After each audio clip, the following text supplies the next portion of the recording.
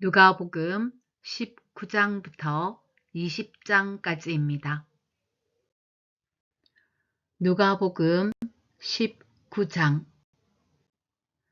예수께서 여리고에 들어가 지나가고 계셨다.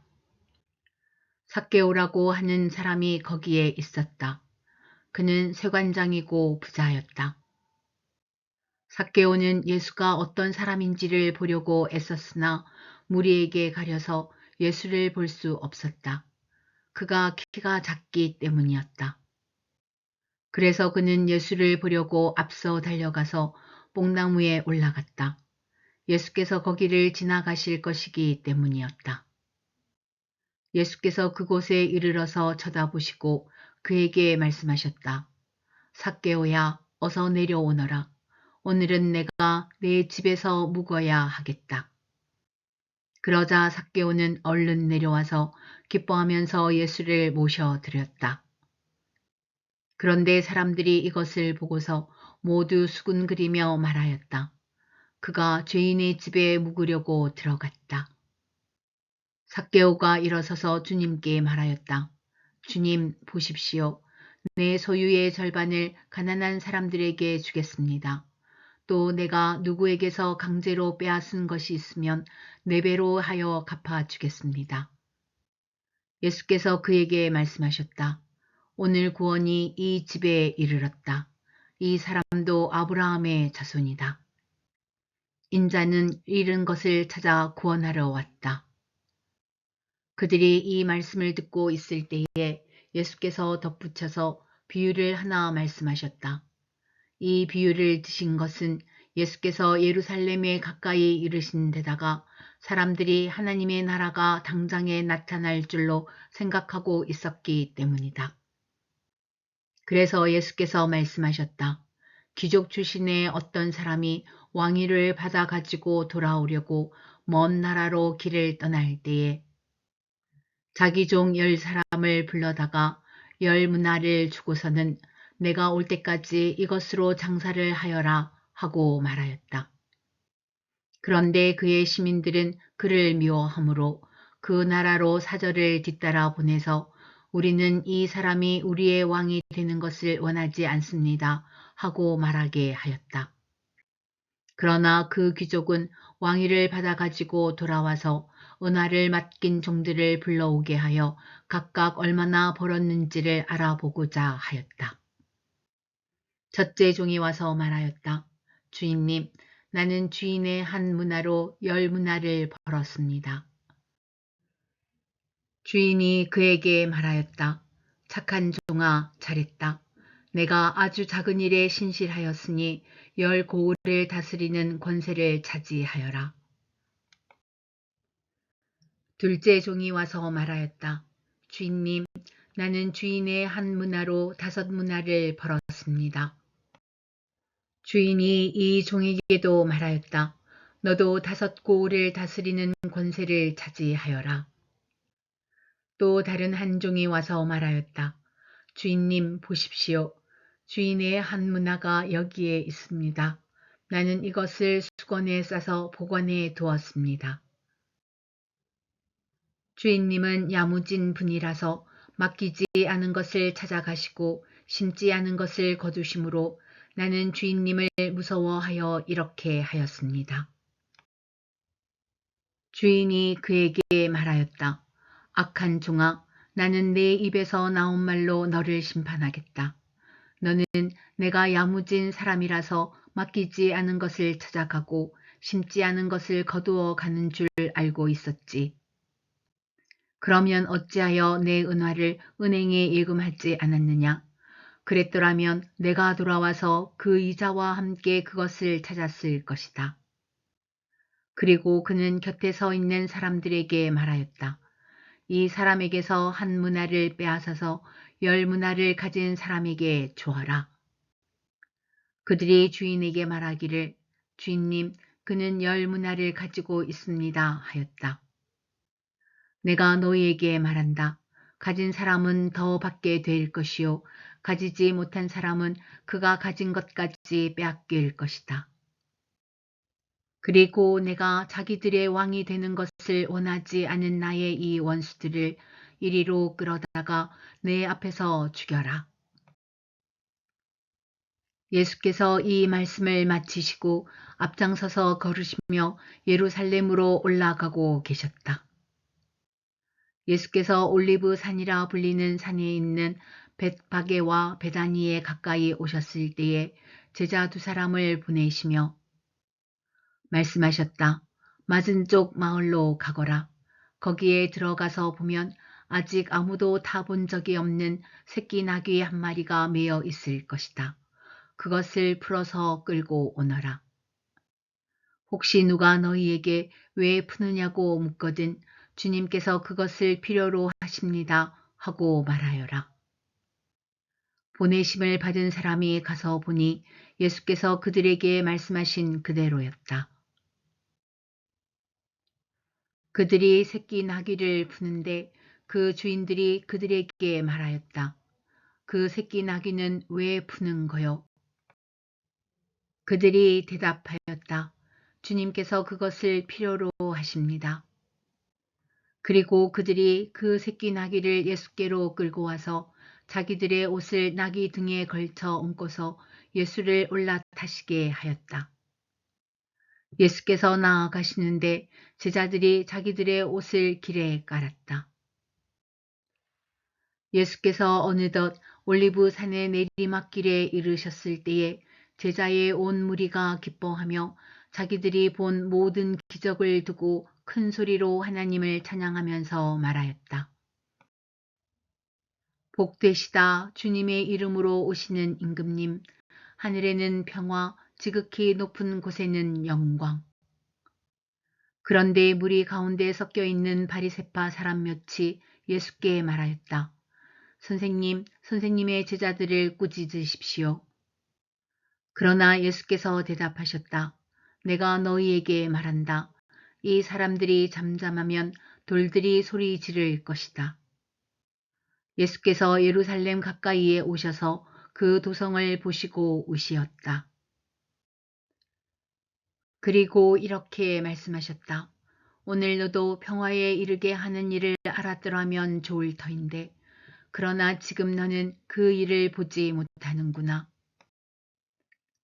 그 날들이 너에게 닥치리니 너의 원수들이 토성을 쌓고 너를 애워싸고 너를 사면에서 죄어들어서 너와 내 안에 있는 내 자녀들을 짓밟고 내 안에 돌 한 개도 다른 돌 위에 얹혀 있지 못하게 할 것이다.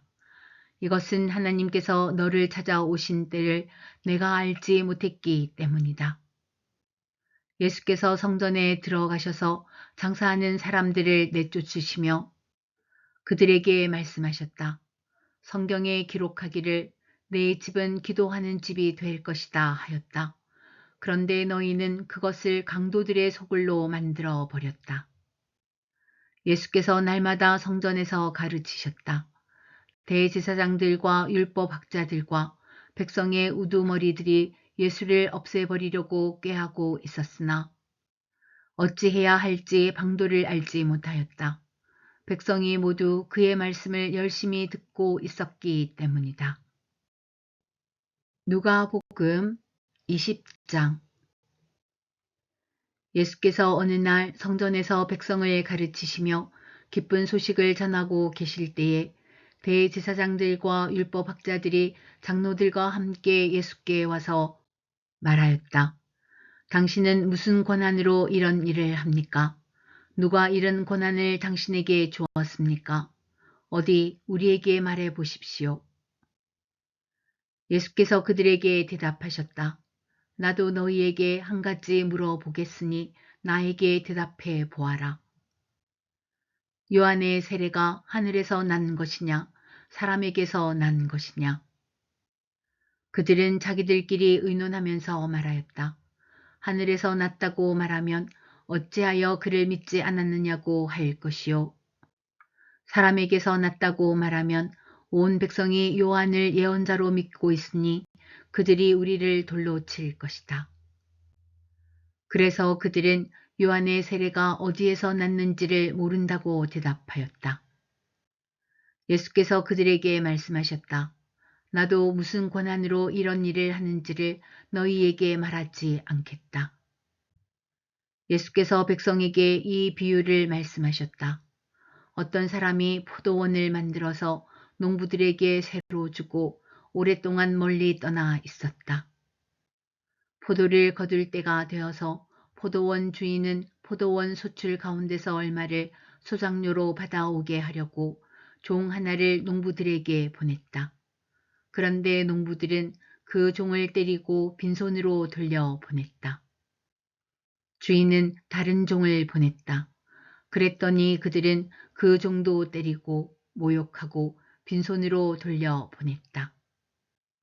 그래서 주인이 다시 세 번째 종을 보냈더니 그들은 이 종에게도 상처를 입혀서 내쫓았다. 그래서 포도원 주인은 말하였다. 어떻게 할까? 내 사랑하는 아들을 보내야겠다. 설마 그들이 내 아들이야 존중하겠지. 그러나 농부들은 그를 보고서 서로 의논하며 말하였다. 이 사람은 상속자다. 그를 죽여버리자. 그래서 유산이 우리 차지가 되게 하자. 그리하여 그들은 주인의 아들을 포도원 바깥으로 내쫓아서 죽였다. 그러니 포도원 주인이 그들을 어떻게 하겠느냐. 주인은 와서 그들을 죽이고 포도원을 다른 사람들에게 줄 것이다. 사람들이 이 말씀을 듣고서 말하였다. 그런 일이 없기를 바랍니다. 그때에 예수께서 그들을 똑바로 바라보시고 말씀하셨다. 그러면 집 짓는 사람들이 버린 돌이 집 모퉁이의 머릿돌이 되었다 하고 기록된 말은 무슨 뜻이냐? 누구든지 그 돌 위에 떨어지면 그는 부스러질 것이요. 그 돌이 어느 사람 위에 떨어지면 그를 가루로 만들 것이다. 율법학자들과 대제사장들은 예수가 자기네들을 겨냥하여 이 비유를 말씀하신 줄 알았다. 그래서 그들은 바로 그때에 예수께 손을 대어 잡으려고 하였으나 백성을 두려워하였다. 그리하여 그들은 기회를 엿보다가 정탐꾼들을 보내서 이들이 거짓으로 의로운 사람들인 채 행세하면서 예수께로 접근하게 하여 그의 말씀을 책잡게 하였다. 그렇게 해서 그들은 예수를 총독의 지휘권과 사법권에 넘겨주려고 하였다. 그들은 예수께 이렇게 물었다. 선생님, 우리는 선생님이 바르게 말씀하시고 가르치시고 또 사람을 겉모양으로 가리지 않으시고 하나님의 길을 참되게 가르치고 계시는 줄 압니다. 우리가 황제에게 세금을 바치는 것이 옳습니까? 옳지 않습니까? 예수께서는 그들의 속셈을 알아채시고서 그들에게 말씀하셨다. 데나리온 한 잎을 나에게 보여다오. 이 돈에 누구의 얼굴상과 글자가 새겨져 있느냐? 그들이 대답하였다. 황제의 것입니다. 예수께서 그들에게 말씀하셨다. 그러면 황제의 것은 황제에게 돌려주고 하나님의 것은 하나님께 돌려드려라.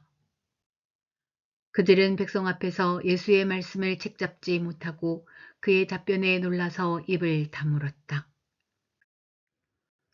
부활이 없다고 주장하는 사두개파 사람 가운데 몇 사람이 다가와서 예수께 물었다. 선생님, 모세가 우리에게 써주기를 어떤 사람의 형이 자식이 없이 아내를 남겨두고 죽으면 그 동생이 그 형수를 맞아들여서 뒤를 이을 아들을 자기 형에게 세워주어야 한다 하였습니다. 그런데 7 형제가 있었습니다. 마지가 아내를 얻어서 살다가 자식이 없이 죽었습니다. 그래서 둘째가 그 여자를 맞아들였고 그 다음에 셋째가 그 여자를 맞아들였습니다. 7 형제가 다 그렇게 하였는데 모두 자식을 남기지 못하고 죽었습니다. 나중에 그 여자도 죽었습니다. 그러니 부활 때에 그 여자는 그들 가운데서 누구의 아내가 되겠습니까? 일곱이 다 그 여자를 아내로 맞아들였으니 말입니다. 예수께서 그들에게 말씀하셨다. 이 세상 사람들은 장가도 가고 시집도 가지만 저 세상과 죽은 사람들 가운데서 살아나는 부활에 참여할 자격을 얻은 사람은 장가도 가지 않고 시집도 가지 않는다. 그들은 천사와 같아서 더 이상 죽지도 않는다. 그들은 부활의 자녀들이므로 하나님의 자녀들이다. 죽은 사람들이 살아난다는 사실은 모세도 가시나무 떨기 이야기가 나오는 대목에서 보여주었는데 거기서 그는 주님을 아브라함의 하나님, 이삭의 하나님, 야곱의 하나님이라고 부르고 있다. 하나님은 죽은 사람들의 하나님이 아니라 살아있는 사람들의 하나님이시다. 모든 사람은 하나님과의 관계 속에서 살고 있다. 이 말씀을 듣고서 율법학자 가운데 몇 사람이 말하였다. 선생님, 옳은 말씀입니다. 그들은 감히 예수께 더 이상 질문을 하지 못하였다. 예수께서 그들에게 말씀하셨다. 어떻게 사람들이 그리스도를 다윗의 자손이라고 하느냐? 다윗이 친히 시편에서 말하기를 주님께서 내 주께 말씀하셨다. 내가 내 원수들을 내 발 아래 굴복시킬 때까지 너는 내 오른쪽에 앉아 있어라 하였다. 다윗이 그리스도를 주라고 불렀는데 어떻게 그가 다윗의 자손이 되겠느냐? 모든 백성이 듣고 있는 가운데 예수께서는 자기 제자들에게 말씀하셨다. 율법학자들을 조심하여라. 그들은 예복을 입고 다니기를 원하고 장터에서 인사받는 것과 회당에서 높은 자리와 잔치에서 윗자리를 좋아한다. 그들은 과부들의 가산을 삼키고 남에게 보이려고 길게 기도한다. 그들은 더 엄한 심판을 받을 것이다.